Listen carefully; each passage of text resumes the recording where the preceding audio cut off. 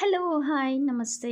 Welcome to my channel కుట్టి అండ్ Nani's life style. అందరూ ఎలా ఉన్నారండి? మేమైతే చాలా బాగున్నాం. మీరందరూ కూడా బాగుండాలని కోరుకుంటున్నాను.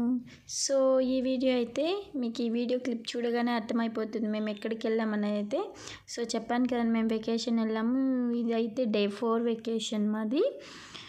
అండ్ మేమైతే మీరు గెస్ చేసినట్టే కర్ణాటకలో ఉన్న నంది హిల్స్కి అయితే వెళ్ళున్నామండి. So first Horsley Hills, then Isha visit చేసాము, తర్వాత లేపాక్షి, తర్వాత అయితే హార్స్లీ హిల్స్కి నంది హిల్స్కి వెళ్ళాము కర్ణాటక. అండ్ ఇదే అండి ఆ వీడియో అయితే. సో చాలా బాగా ఎంజాయ్ చేశారు పిల్లలు. మేమైతే ప్రతి వీడియోలో చెప్పినట్టే చెప్తున్నాను కదండి, ఈ వెకేషన్ ఒక మెమరబుల్గా ఉండిపోయింది. అండ్ నేనైతే ఇది సెకండ్ టైం విజిట్ చేశాను. ఒక 5 years ముందు ఒకసారి అయితే వెళ్ళున్నాను. సో పిల్లలతో కొంచెం కష్టమే అనిపించిందండి, టు బీ ఫ్రాంక్. కొన్ని ప్లేసెస్కి పిల్లలు కంఫర్టబుల్గా ఉండరు, బట్ వాళ్ళు ఎంజాయ్ చేశారు. వాళ్ళ సేఫ్టీ పర్పస్ అయితే మనం టెన్షన్ పడుతూ ఫుల్ కేరింగ్గా ఉండాలి. దట్టు ఇలాంటి ప్లేసెస్లో చాలా కేర్ఫుల్గా ఉండాలి. వాళ్ళేమో ఎంజాయ్ చేయాలి, నడవాలి, పరిగెట్టాలని. నాకైతే ఫుల్ టెన్షన్ అసలు. సో అందుకే కొంచెం క్లారిటీగా ఫుల్ వ్యూస్ అయితే చేయలేకపోయాను. ప్లస్ టు బీ నేను ఎంజాయ్ చేయాలి, నా సెల్ఫ్ నేను ఎంజాయ్ చేయాలి అండ్ పిల్లలతో చూసుకోవాలి కాబట్టి అంతగా తీయలేదు. సో ఐ హోప్ ఈ వీడియోని చూసి మీరైతే ఎంజాయ్ చేస్తారనుకుంటున్నాను. ఇన్ కేస్ మీకు ఈ వీడియో నచ్చినట్లయితే please do like, share and subscribe. This is the entrance for the Nandi Hills అండి. మేమైతే నంది హిల్స్కి ఈవినింగ్ అయితే వెళ్ళున్నాము. Around 4 or 5 o'clock, I think so. 3 or 4 around we reached there, 3 to 4.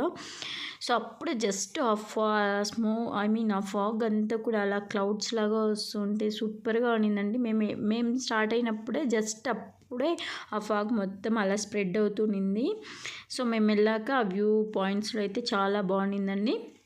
సో చెప్పాను కదా, పిల్లలకి కొన్ని ప్లేసెస్ సేఫ్టీ, కొన్ని ప్లేసెస్ సేఫ్టీ లేదు. మనం చాలా కేర్ఫుల్గా ఉండాలి, ఎస్పెషల్లీ ఇలాంటి ప్లేసెస్లో. సో మేమైతే ఫైనల్గా ఎంజాయ్ చేసామండి ఈ ప్లేస్ని అయితే. సో కొంచెం ఒక 2 hours అరౌండ్ హిల్ ఎక్కి అక్కడ ఒక 2 hours 1 hour అలా టైం స్పెండ్ చేసాం. సో ఈవినింగ్ అయిపోయింది, ఇంకా పిల్లలతో ఇబ్బంది అవుతుందని అయితే రిటర్న్ అయిపోయాము. అండ్ పిల్లలు అయితే బాగా ఎంజాయ్ చేశారండి, మళ్ళీ చెప్తున్నాను. ప్లస్ కొంచెం కేర్ఫుల్గా ఉండాలి, ఎందుకంటే ఈ రోడ్ వచ్చి వెహికల్స్ వెళ్తూ ఉన్నాయన్నమాట. పైకి వెహికల్స్ కూడా వెళ్ళొచ్చు, మనం బై వాక్ కూడా వెళ్ళొచ్చు. మేము బై వాక్ వెళ్ళాము, వెహికల్ కిందే పెట్టేసి. అండ్ మన ఓన్ వెహికల్స్ వెళ్ళవు, బైక్స్ వాళ్ళు ఐ థింక్ సో, బైక్ వాళ్ళు అండ్ వాళ్ళదే వెహికల్స్ పెట్టారనమాట ట్రిప్స్ వైజ్. ఆ వెహికల్సే వెళ్తుంది, మన ఓన్ వెహికల్స్ అయితే వెళ్ళవు.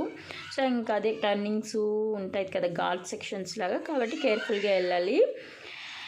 అండ్ ఫైనల్ చాలా దగ్గరగా చూసామండి, చాలా బాగా ఫుల్గా ఎంజాయ్ చేసాము. బాగా దగ్గరగా మనసుకు అనిపించింది, ప్రశాంతంగా. కింద మనకి ఎంత హాట్గా ఉందో, పైన వింటర్కి 4 times కోల్డ్ ఉంది. సో ఆల్రెడీ నంది హిల్స్ వెళ్ళున్న వాళ్ళు, తెలిసిన వాళ్ళకి ఐడియానే ఉంటుంది, మళ్ళీ చెప్పాల్సిన అవసరం లేదు. అండ్ ఇదే అండి ఫైనల్గా వీడియో అయితే. ఇంకా చెప్పడానికి ఏం లేదు, వీడియో అయితే చూసి లాస్ట్ వరకు ఎంజాయ్ చేసేసేయండి. Thank you for watching. Please do like, share and subscribe.